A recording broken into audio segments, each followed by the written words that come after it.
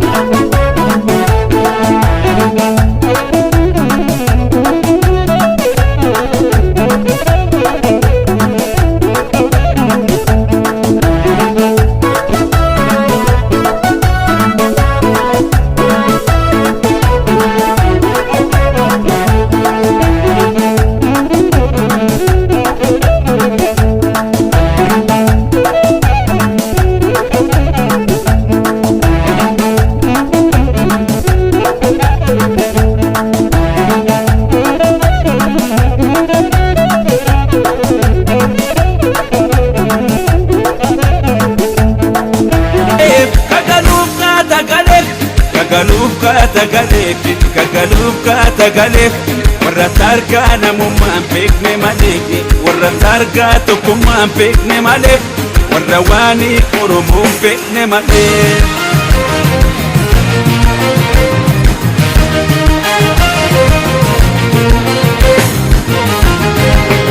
Oboowwan biyya koo lammii waan koo gammachuu fi